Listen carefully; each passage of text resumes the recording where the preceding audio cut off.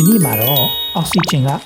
ပြင်ပကနေတက်ရှိရဲ့ခန္ဓာကိုယ်တွင်းဘယ်နေရာကိုသွားပြီးဘာလုပ်ပေးမလဲဆိုတဲ့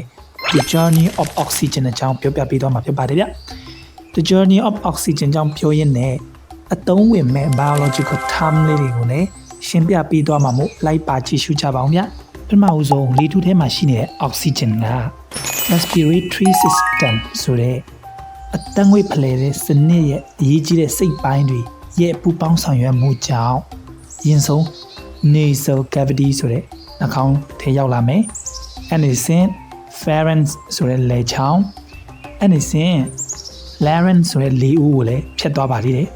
။ပြီးတော့ trachea ပြီးတော့အဆုပ်စီရောက်သွားမှာပါအဆုပ်ကိုကျွန်တော် lungs လို့ခေါ်ပါတယ်အဆုပ်စီဝင်သွားတဲ့ခါကျရင်လေပြွန်ခွဲဖြစ်တဲ့ bronchi နေနဲ့ဝင်သွားမှာဖြစ်ပါတယ် bronchi ဆိုတာအများကြီးဖြစ်ပြီးတော့မှတပြွန်လေးဆိုရင်တော့ bronchus ပေါ့အဲ့ဒီစဉ်လေပြွန်မွားလေးတွေစီရောက်သွားပါမယ်အဲ့ဒါကို bronchioles လို့ခေါ်ပါတယ် bronchioles ကနေတစဉ်နောက်ဆုံးလေအိတ်ငယ်ဖြစ်တဲ့ alveoli လေးတွေစီရောက်သွားမှာဖြစ်ပါတယ်alveoli ဆိုတာအများကြီးဖြစ်ပြီးတော့မှအနည်းကြီးဆိုတာ alveolus ပေါ့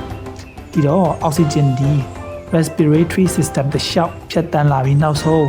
alveolus ဆိုတဲ့လေအိတ်ငယ်လေးစီရောက်လာမှာဖြစ်ပါတယ်။အကြီးအဆက်မသွားခင်မှာ alveolus ရဲ့ structure ကိုကြည့်အောင်ဗျ alveolus မှာ cell တစ်လွှာထဲနဲ့လှုပ်ထားတဲ့နံရံလေးရှိပါတယ်။သူ့ရဲ့ပတ်လည်မှာပါးလွှာတဲ့ဆန်ချင်မြင်သွေးကြောဖြစ်တဲ့ capillary လေးနဲ့အုပ်ထားတာတွေ့ရမှာဖြစ်ပါတယ်။ဒီလိုပါးလွှာတဲ့နံရံတွေပဲရှိတာမို့လို့အင်းနဲ့အားနဲ့ရောက်လာတဲ့ oxygen တွေက alveoli ဆိုတဲ့လေအိတ်တွေကနေတဆင့်သွေးထဲကိုလွယ်လွယ်ကူကူဖြတ်ဝင်သွားနိုင်တာပေါ့။သွေးထဲဒီ oxygen ရောက်သွားပြီဆိုတာနဲ့သွေးထဲမှာစောင့်နေတာကတော့သွေးညီဥဖြစ်တဲ့ red blood cell တွေဖြစ်ပါတယ်။သွေးညီဥထဲမှာ hemoglobin လို့ခေါ်တဲ့ protein လေးတွေရှိနေပါတယ်။ hemoglobin ကိုကြည့်လိုက်မယ်ဆိုရင် hem ဆိုတဲ့အစိတ်ပိုင်းနဲ့ globin ဆိုတဲ့အစိတ်ပိုင်းတွေ့ရမှာဖြစ်ပါတယ်။ hem ဆိုတဲ့စိတ်ပိုင်းကိုမှလေကိုကြည့်လိုက်မယ်ဆိုရင် iron ဆိုတဲ့တန်သက်တွေနဲ့ပြုလုပ်ထားတာတွေ့ရမယ်။အဲ့ဒီ iron ဆိုတဲ့တန်သက်နာမှာ oxygen ကပုတ်တွယ်ပြီးတော့မှလိုက်သွားမှာဖြစ်ပါတယ်။ပြီးတော့ဒီ oxygen တွေအများကြီးပါရတဲ့ဒီသွေးကိုကျတော့ကျွန်တော်တို့က oxygenated blood လို့ခေါ်ပါတယ်။ဒီလိုနဲ့ oxygen ကသူ့ရဲ့သွေးခီးလမ်းကြောင်းကိုဆက်ပါတော့တယ်။ oxygen က respiratory system ကိုဖြတ်လာပြီးတဲ့နောက်အခု circulatory system ခီးဆက်သွားပါတော့တယ်ဒီလိုနဲ့ oxygen က cell တွေစီရောက်သွားတဲ့အခါမှာ cell ထဲမှာစွမ်းအင်ထုတ်ခြင်းရဲ့အစွမ်းပစ္စည်းတွေဖြစ်တဲ့ carbon dioxide တွေအများကြီးနဲ့ကြုံတွေ့ရမှာဖြစ်ပါတယ်အဲ့လိုကြုံတွေ့တဲ့အခါမှာ carbon dioxide ရဲ့လှုံ့ဆော်မှုကြောင့် oxygen ဟာသွေးနီဥထဲမှာရှိတဲ့ hemoglobin ကနေပြုတ်ထွက်လာပြီးတော့မှ oxygen နည်းနေတဲ့ cell ထဲကိုဝင်ရောက်သွားပါတော့တယ် oxygen ကနေ cell ထဲကိုဝင်ရောက်တဲ့အခါမှာ oxygen ဒီသေးငယ်တဲ့ molecule ဖြစ်တာတဲ့ကြောင့် cell ထဲကိုလွယ်လွယ်ကူကူပြတ်ဝင်နိုင်ပါတယ်ဒီလိုနဲ့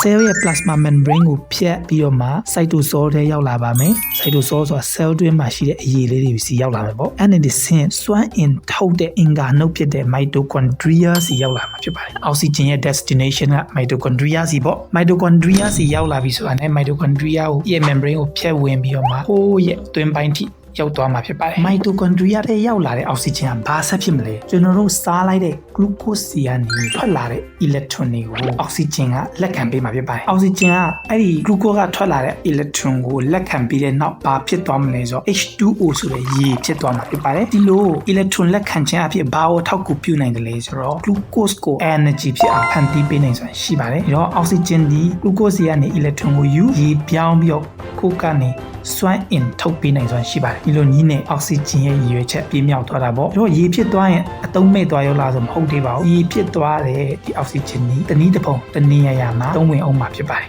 ဒါကတော့ oxygen ရဲ့ cell တွင်းခီးစဉ်ဖြစ်ပါတယ်ဒီတော့ oxygen ရဲ့ခီးစဉ်၃ခုဖြတ်တန်းလာရတယ်လို့ပြောလို့ရပါတယ်အရင်ဆုံးတငွေ့ဖလှယ်တဲ့စနစ်ဖြစ်တဲ့ respiratory system အဲကနေတဆင့်သွေးလက်ပတ်တဲ့အဖွဲ့အစည်းဖြစ်တဲ့ circulatory system နဲ့နောက်ဆုံး cell တွင်းဆိုပြီးတော့မှအပိုင်း၃ပိုင်းဖြတ်တန်းလာပါတယ်ဒီအပိုင်း၃ပိုင်းကိုဖြတ်တန်းလာတဲ့ခီးစဉ်အနောက်လိုက်ပါကြည့်ရှုရင်းနဲ့ကျွန်တော်တို့ biological terms တွေအများကြီးလေ့လာခွင့်ရတော့မှာဖြစ်ပါတယ်နောက်ဗီဒီယိုမှာတော့ carbon dioxide ရဲ့ခရီးစဉ်ကိုပြောပြပေးသွားအောင်ပါမို့အခု knowledge powerhouse ရဲ့ channel ကို like and follow လုပ်ထားဖို့မမေ့နဲ့ဦးနော်နောက်ဗီဒီယိုမှာတွေ့ကြမယ်ဗျ bye bye